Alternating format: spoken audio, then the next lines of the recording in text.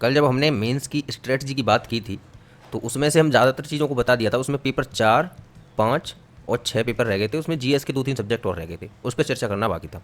अभी हम बात करने जा रहे हैं पेपर 4 के बारे में, यानी कि एथिक्स।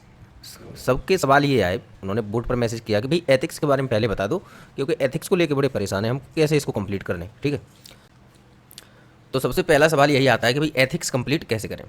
तो उसके लिए ये बताओ कि एथिक्स कंप्लीट करने के लिए सबसे ज़रूरी क्या है कि नोट्स कैसे बनाएं। ठीक है, अच्छा नोट्स कैसे बनाएं, इसके लिए दो चीज़ें बतानी होंगी आपको।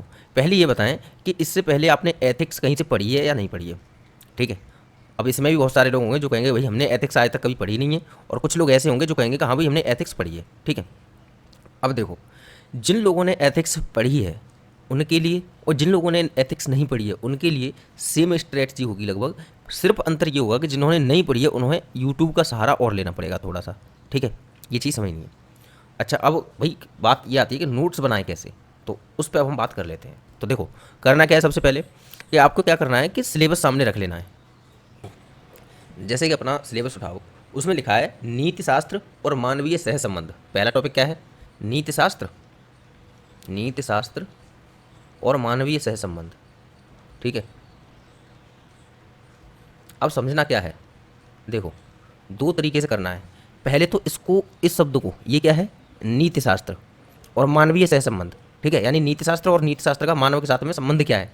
तो सबसे पहले क्या करना है कि इस नीति शास्त्र को इंटरनेट पर डालना है कि नीति शास्त्र क्या होता है। समझ में आ रहा है कि नहीं आ रहा, नीति शास्त्र क्या होता है। तो उसमें से क्या होगा, कम से कम 4, 5 या 6 वेबसाइट खुल के आएंगी जिस पर लिखा होगा कि भाई नीति शास्त्र होता क्या है। उनमें से किसी भी ऑथेंटिक वेबसाइट से, और आपको क्या करना है, नीति शास्त्र की एक डेफिनेशन लिखनी है। क्या लिखनी है, डेफिनेशन लिखनी है। ठीक है, इसके साथ आपको किताब का सहारा लेना है। एक किताब लेनी है दृष्टि आईएएस, आप दृष्टि को रखना, और दूसरा आप ऐसा कर सकते हो कि पीडब्ल्यू की रख सकते हो। ठीक है, किसी की भी रख सकते हो, पढ़नी नहीं है किताब, पूरी पढ़नी नहीं है, दिमाग में रखना। बस किताब को खोलना है और उसमें से देखना है कि जो नीति शास्त्र जहाँ लिखा है, नीति शास्त्र और मानवीय सहसंबंध लिखा है, उसमें नीति शास्त्र की जो डेफिनेशन है उस डेफिनेशन में क्या क्या दिया है और कितनी बड़ी दी है और कितनी सरल दी है। ठीक है, इस चीज़ का सबसे ज़्यादा ध्यान रखना है। आपको ध्यान ये जरूर रखना है कि सरल डेफिनेशन होनी चाहिए, ये दिमाग में नहीं, ये दिमाग में से नहीं जाना चाहिए। ठीक है, सरल से सरल डेफिनेशन आपको लिखना है, ये चीज़ याद रखना। यानी कि आपको किताब में से देख लेना है कि सरल डेफिनेशन है या नहीं है, पहला काम ये करना है। और साथ ही इंटरनेट से भी देख लेना है, या तो आपको इंटरनेट की सरल लगे या फिर आपको किताब की सरल लगे। जो भी आपको सरल डेफिनेशन लगे, जो आपको एक ही बार में याद हो जाए, उस डेफिनेशन को क्या करना है, लिख देना है यहाँ पर। ठीक है, और उसके बाद क्या करना है, उसके बाद ये करना है कि उसी डेफिनेशन को इस किताब का सहारा लेना है और इस किताब का सहारा लेना है, या फिर किसी ऑथेंटिक बुक का सहारा लेना है, या फिर इंटरनेट का सहारा लेना है। और इंटरनेट का सहारे के द्वारा क्या करना है आपको, इसकी जो आपने डेफिनेशन लिखी है, इसी की डेफिनेशन एक आपको स्टैंडर्ड डेफिनेशन लिखनी है, जहाँ किसी फिलोसोफर ने उसकी डेफिनेशन दी हो। समझ में आया, यानी एक तो वो डेफिनेशन लिखनी है आपको जो एकदम सिंपल डेफिनेशन है, और दूसरी आपको एक स्टैंडर्ड डेफिनेशन लिखनी है जो कि किसी थिंकर ने या फिर किसी भी मनोवैज्ञानिक ने, किसी ने भी, मतलब एक ऑथेंटिक पर्सन ने अगर कोई ये दी है डेफिनेशन इसकी, तो वो डेफिनेशन आपको लिखनी है। ठीक है, ये बात समझ में आई, यानी कि दो डेफिनेशन लिखनी है। उदाहरण के तौर पर हम इस चीज़ को देख सकते हैं, जैसे ये लिखा है नीति शास्त्र, तो यहाँ पर क्या लिखा है, नीति शास्त्र वह आदर्श मूलक मानवीय विज्ञान है जिसके अंतर्गत समाज स्वीकृत मानकों, नियम कानूनों तथा मानवीय मूल्यों के आधार पर मनुष्य के आचरण का अध्ययन करता है। है क्या मामला कि नीति शास्त्र है क्या, नीति शास्त्र है मनुष्य के आचरण का अध्ययन करता है, और उसके पीछे दिया है कि आदर्श मूलक मानवीय विज्ञान है। ठीक है, जिसके अंतर्गत समाज स्वीकृत मानकों, नियम कानूनों तथा मानवीय मूल्यों के आधार पर, मनुष्य के आचरण का अध्ययन किसके आधार पर किया जाता है, समाज के द्वारा स्वीकृत जो मानक हैं उनके आधार पर, नियम कानून है उनके आधार पर, और जो मानवीय मूल्य होते हैं उनके आधार पर मनुष्य के आचरण का अध्ययन किया जाता है। ये होगी नीति शास्त्र की सिंपल परिभाषा। लेकिन विलियम लिली के अनुसार, अब ये देखो इस इंसान का नाम आ गया विलियम लिली। ठीक है, तो विलियम लिली के अनुसार, यानी कि ये स्टैंडर्ड डेफिनेशन होगी, नीति शास्त्र उन मानकों की व्याख्या प्रस्तुत करता है जिसके आधार पर हम व्यक्ति के कर्मों के उचित अथवा अनुचित होने का निर्णय देते हैं। ठीक है, यानी कि आपके पास दो डेफिनेशन हो गए। अब इन दो डेफिनेशन को लिखने का क्या मतलब है, इसका क्या फायदा है, वो बताएंगे अभी आपको। देखो, जैसे कि अभी ये नैतिकता के मामले में अभी आप आ जाओ यहाँ पर। ठीक है, नैतिकता में भी क्या है कि नीति शास्त्र की वह व्यवहारिक अवधारणा है जिसके अंतर्गत व्यक्ति अपने मानवीय मूल्य या व्यक्तिगत अंतर्मन बोध के अनुसार उचित आचरण या व्यवहार करने के लिए प्रेरित होता है। ठीक है, नैतिकता यानी कि मोरालिटी। और आर एम मैकाइवर के अनुसार उन्होंने भी दिया कि नैतिकता का तात्पर्य यानी मोरालिटी का तात्पर्य नियमों की उस व्यवस्था से है जिसके द्वारा किसी व्यक्ति के अंतर्मन को अच्छे या बुरे का बोध होता है। यानी कि हम कर क्या रहे हैं, हम कर रहे हैं किसी भी चीज़ की डेफिनेशन दो तरीके से लिख रहे हैं। एक तो बहुत सिंपल डेफिनेशन लिखने का प्रयास कर रहे हैं, और आप ऐसा कर सकते हो कि बिल्कुल ऐसी मत लिखना, आप सिंपल से सिंपल लिखना अगर याद ना हो तो, ठीक है, ये याद रखना।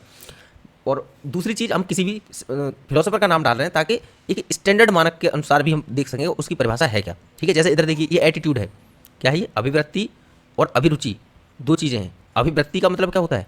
एटीट्यूड। और अभिरुचि का मतलब क्या होता है? एप्टीट्यूड। यानी कि इसके अंतर्गत क्या है? किसी की लर्निंग कैपेसिटी क्या है, ठीक है, ये चीज़ ये है। और इसके अंतर्गत क्या है? एटीट्यूड क्या है? और एटीट्यूड का मतलब क्या होता है? एटीट्यूड का मतलब ये होता है कि अच्छा, कुछ लोगों के दिमाग में ये एटीट्यूड आ रहा होगा कि बहुत एटीट्यूड में रहता है, मुझसे ज़्यादा एटीट्यूड थोड़ी है। ये वो वाला एटीट्यूड नहीं है।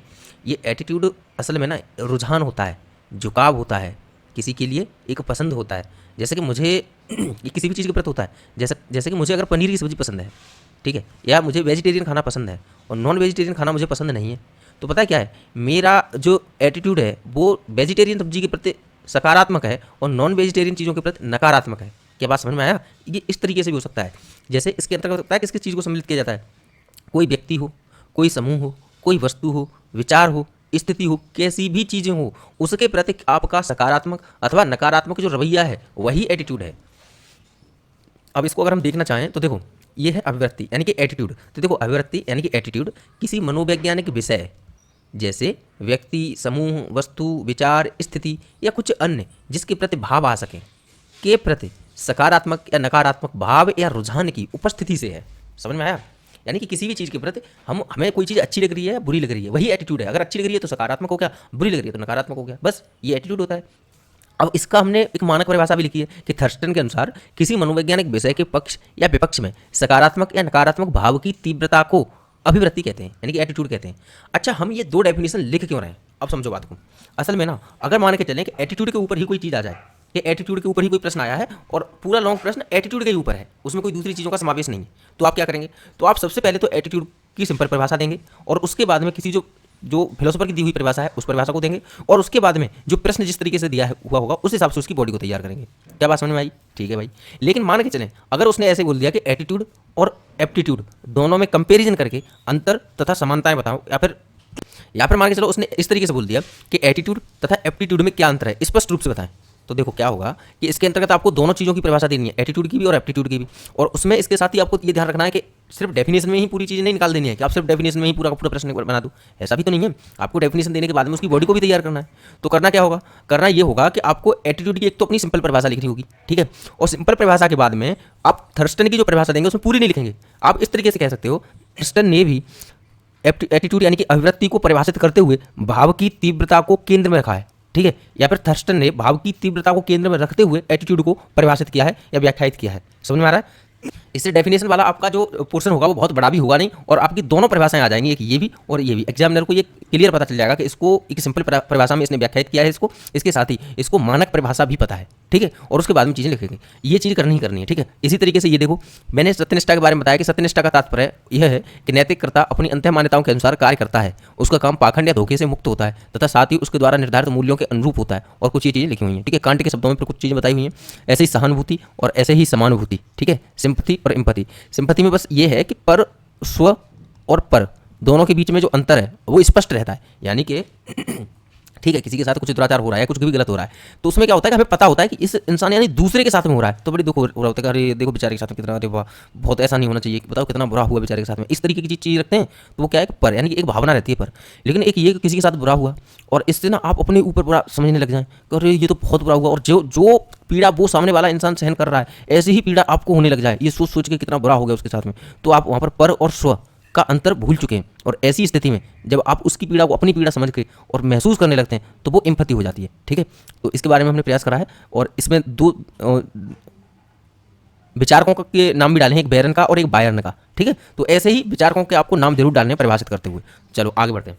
अब हमने क्या क्या समझ लिया कि हमने क्या करा था कि जब भी कोई प्रश्न आया, हमने नोट्स बनाते समय क्या किया है कि पहली चीज़ देखी कि पहला जो है वो पहला टॉपिक क्या है। अब हमने नोट्स बनाते हुए क्या दिखाया कि जो पहला टॉपिक था नीतिशास्त्र और मानवीय सहसंबंध, हमने सबसे पहले क्या किया, नीतिशास्त्र की डेफिनेशन लिख ली है, ठीक ठाक, ठीक है। अब ऐसे ही हम चाहे वो कोई भी चीज़ हो, कोई भी सब्जेक्ट हो, चाहे वो मनोवृत्ति हो या फिर अभिक्षमता या बुनियादी मूल्य हो, या फिर मान के चलिए वो आपकी इमोशनल इंटेलिजेंस हो या फिर IQ हो, कुछ भी हो, उसके लिए हमें क्या करना है, सिलेबस के अनुसार हमें देखना है उसको, और उसकी एक डेफिनेशन लिखनी है, एक सिंपल और एक मानक। उसके बाद में क्या करना है, उसके बाद में खोल लेना है बुक्स को, और उसके साथ ही रखना है हमारे अपने पास क्या, घटना चक्र, क्या रखना है, घटना चक्र मेंस की, ठीक है। और उसमें से ये देखना है कि इससे रिलेटेड कौन कौन से प्रश्न बने हैं पीवाईक्यू में। पहली बात समझ में आई। हम घटना चक्र में से ये देखेंगे इस टॉपिक से रिलेटेड कौन से प्रश्न बन चुके हैं पीवाईक्यू में, हम उनको कवर करेंगे। डेफिनेशन लिखने के बाद में उनको कवर करेंगे, ठीक है। सबसे पहला काम हमारा यही होगा। उसके बाद में क्या होगा, उसके बाद में एक तो दृष्टि की रखनी है किताब या किसी की जिसमें पीसीएस, जिसमें यूपीएससी के पीवाईक्यू हो, किसमें, यूपीएससी के पीवाईक्यू हो, ठीक है। और उसमें जाकर के हमें क्या करना है, ध्यान रखना कि जहां पर वो नीति शास्त्र डायरेक्ट नाम लेकर के और अगर कोई प्रश्न आया हुआ है तो हम उससे संबंधित उसके डायमेंशंस को भी देख के इसमें इंक्लूड कर लेंगे, ठीक है। लेकिन अगर उसमें नीति शास्त्र आया तो हुआ है लेकिन उसने फिलोसॉफी कुछ दिया है, मतलब इसमें नीति शास्त्र का नाम ही नहीं लिया, केवल दूसरी चीज़ों का एग्जांपल देके डिफाइन करने को बोला है, तो अगर ऐसे सवाल हैं तो उनको छोड़ देना है। लेकिन कहीं पर डायरेक्ट नीति शास्त्र और नीति शास्त्र से मानव का संबंध या फिर कुछ भी ऐसा सवाल आया है, या फिर मान के चलिए तुम्हारा एटीट्यूड से संबंधित या कोई ऐसा सवाल आया है जो डायरेक्ट उसका जो सिलेबस में लिखा है सेम वैसा लिखा हुआ है एग्जाम पेपर में, ठीक है। अगर ऐसा कुछ है तो उन डायमेंशंस को भी आप कवर करोगे अपने नोट्स में, ठीक है। इतना काम करना है आपको बस। एक तो आपको पीवाईक्यू देखना है और उसके साथ ही आपको देखना है यूपीएससी के भी पीवाईक्यू, और डेफिनेशन आपको एकदम रट जानी है, ठीक है। डेफिनेशन क्या करना है, एकदम रट जानी है दोनों डेफिनेशन, एक तो सिंपल डेफिनेशन और एक वो डेफिनेशन जो आपने एक मानक डेफिनेशन लिखी है। अच्छा, मानक डेफिनेशन ऐसा हो सकता है कि कहीं पर आपको दो विचारकों की मिले और दोनों की बहुत अच्छी डेफिनेशन हो तो दोनों लिख लो, ठीक है। अदरवाइज प्रयास करिए किसी एक की ही लिखें, ठीक है। अगर दोनों लिखना चाहते हो तो दोनों लिख दो। कहीं पर लॉन्ग अगर प्रश्न बनता है तो आप दोनों डेफिनेशन के बारे में आप ऐसा भी कर सकते हो कि इनकी तो डेफिनेशन डाल दो, एक तो एक सिंपल डेफिनेशन और दूसरी ये जो डेफिनेशन है इसको डाल दो आप यहाँ पर डेफिनेशन बनाते हुए समय। लेकिन जो दूसरे किसी विचारक की डेफिनेशन है उस डेफिनेशन को आप यहाँ पर मतलब जो प्रस्तावना है उसमें ना डाल के बॉडी के अंतर्गत एग्जाम्पल के रूप में डाल सकते हो, ठीक है। तो इतना काम करना है, इसी तरीके से आपको नोट्स क्लियर करने बनाने ये याद रखना है, ठीक है। अच्छा, अब जो करंट अफेयर की वीडियो आएगी वो थोड़ी लेट हो जाएगी तो उसके लिए थोड़ा मैनेज कर लेना आप, पहली बात ये। और दूसरी चीज़ ये और बताना है आपको कि यूपीपीएससी आरओ एआरओ और इसके साथ ही यूपीपीसीएस, ठीक है, इन दोनों एग्जाम्स में एक चीज़ कॉमन है वो है ऐसे, ठीक है। और ऐसे को लेके आप लोग काफ़ी परेशान भी रहते हैं, तो आप लोग ये बताएंगे कुछ थोड़ी सी फीस रखे क्या ऐसे का जो प्रोग्राम लाया जाना चाहिए। फिर सवाल ये कि भाई ऐसे प्रोग्राम में करेंगे क्या, तो देखो हम क्या करेंगे कि एक वीक पहले हम क्या करेंगे कि एक वीक पहले टॉपिक बता देंगे कि जैसे कि वुमन से रिलेटेड आने वाला है वैसे, ठीक है। बाइलिंगुअल होगा, याद रखना कि महिलाओं से संबंधित ऐसे आने वाला है और महिलाओं से संबंधित ही हम अगले संडे को ऐसे लिखवाएंगे। हम इस तरीके से क्लियर कर देंगे कि महिलाओं से संबंधित ऐसे लिखवाया जाएगा। तो करेंगे क्या कि मंडे को हम क्या करेंगे, कुछ कोटेशन डाल देंगे महिलाओं से संबंधित जितनी बन सकेंगे उतनी, और उसके बाद में मंडे से लेके संडे तक हम कुछ और भी कोटेशन डालते रहेंगे बीच बीच में, या फिर करंट अफेयर में हम जब भी लेके आएंगे उनसे रिलेटेड कोई अगर एग्जाम्पल होगा या कुछ भी डाटा फैक्ट कुछ होगा उसको हम बताते रहेंगे आपको पेड वाले ग्रुप में, ठीक है। और इसके साथ ही आप लोग भी पूरे वीक क्या करोगे, चाहे करंट अफेयर पढ़ रहे हो या कहीं पर भी कुछ भी कोई फैक्ट निकालने का प्रयास करोगे, यानी कि कुछ यूनिक फैक्ट भी निकालोगे जो हम नहीं डालेंगे वो भी, ठीक है, आप लोग भी। और निकालने के बाद में क्या करोगे, अपने पास एक डायरी रखोगे। क्या रखोगे अपने पास, डायरी। तो उसमें सबसे पहले टॉपिक डालोगे महिला, ठीक है। और महिलाओं का क्या करोगे कि उसमें जो हमने कोटेशन आपको दी थी उन कोटेशन को भी डाल दोगे, और उसके बाद में जो हमने एग्जाम्पल दिए थे उन एग्जाम्पल्स को भी डाल दोगे, और उसके अलावा आप खुद के भी अगर कोई कोटेशन अच्छी सी निकाल पाते तो वो भी डालोगे, और इसके अलावा आप खुद के भी अच्छे से कहीं से अगर एग्जाम्पल आपको मिलते हैं तो वो भी डालोगे। ऐसे करके आपका महिलाओं का नोट्स तैयार हो गया, ठीक है। ठीक है, अब बात आती है संडे से पहले सैटरडे की। सैटरडे को हम एग्जैक्ट बता देंगे कि कल ऐसे क्या लिखना है, ऐसे कल लिखना क्या है। नीचे हम टॉपिक डाल देंगे कि इस पर ये ऐसे लिखना है। अब क्या करोगे, आप संडे के दिन ऐसे लिखोगे और शाम को एक समय होगा कि भाई 8:30 बजे तक या फिर 9 बजे तक आपको कॉपी सबमिट करनी है। आप पीडीएफ बना के उसकी कॉपी सबमिट कर दोगे हमें ग्रुप में, ठीक है। इतना काम कर दिया। उसके बाद में क्या करोगे आप कि अगले जब संडे को आपने कॉपी मतलब सबमिट कर दी है, मंडे को हम फिर से बता देंगे कि अगले दिन यानी अगले संडे को किस चीज़ का ऐसे लिखा जाना है। क्या समझ में आ रहा है? अगले संडे को फिर से बता देंगे किस चीज़ का ऐसे लिखा जाना है या किस टॉपिक से संबंधित ऐसे होगा। जैसे कि हो सकता है कि मीडिया से संबंधित ऐसे आने वाला है अगले संडे को, तो अब आप मीडिया से संबंधित ये चीज़ें करोगे, यानी कि मीडिया से संबंधित हम कुछ कोटेशन भी डालेंगे और आप लोग भी कुछ कोटेशन लिखोगे, हम कुछ एग्जाम्पल्स डालेंगे, आप भी कुछ एग्जाम्पल्स लेके आओगे कहीं से, ठीक है। और फिर जो आपने ऐसे जमा किया था हमारे पास सबमिट किया था उसको हम क्या करेंगे कि 2 से 3 दिन में उनको चेक करके आपको दे देंगे, यानी कि संडे से पहले ये जो अगले संडे को आप मीडिया पर जो लिखने वाले हो ऐसे, उससे पहले हम आपके ऐसे को चेक करके दे देंगे। कोई भी गलती होगी, कोई भी सुधार करना होगा, कहीं पर भी आपने अगर मिस्टेक की होगी, कुछ भी चीज़ें होंगी, वो सारी हम आपके ऐसे को सही से पढ़ने के बाद में उसको अच्छे से उसका रिव्यू दे देंगे, ठीक है। इतना काम कर देंगे। और उसके बाद में क्या होगा कि अगले दिन आएगा संडे, और सैटरडे को फिर हम क्या करेंगे, संडे आने से पहले सैटरडे आएगा, तो सैटरडे को हम क्या करेंगे फिर से ऐसे को डाल देंगे कि भाई मीडिया से संबंधित एग्जैक्ट ये ऐसे लिखना है, ठीक है, ये ऐसे लिखना है। तो अगले दिन फिर से आप संडे को लिखोगे और यही प्रक्रिया चलेगी। और कम से कम जो यूपीपीसीएस या यूपीपीएससी आरओ एआरओ में जो आज तक आए हुए हैं ऐसे, उनमें से लगभग सभी ऐसे कंप्लीट करा दिए जाएंगे और सभी टॉपिक कंप्लीट करा दिए जाएंगे, ठीक है। क्या बात समझ में आ चुकी है? इस तरीके से लेके चलना चाह रहे हैं। अब आपको कमेंट सेक्शन में सजेशन जरूर देनी है कि लेके आया जाना चाहिए इस तरीके का प्रोग्राम या नहीं लेके आया जाना चाहिए, क्योंकि इसमें हमारा समय बहुत कंज्यूम होगा और हमारे पास समय बहुत कम होता है, ये आप लोगों को पता होना चाहिए। ठीक है, तो ज़रूर बताएं कि ऐसा प्रोग्राम लेके आया जाना चाहिए या फिर नहीं। ठीक है, आज की क्लास में अभी इतना ही। थोड़ी देर में करंट अफेयर की क्लास थोड़ी देर में आएगी, तो थोड़ा मैनेज कर लेना। Okay, thank you so much.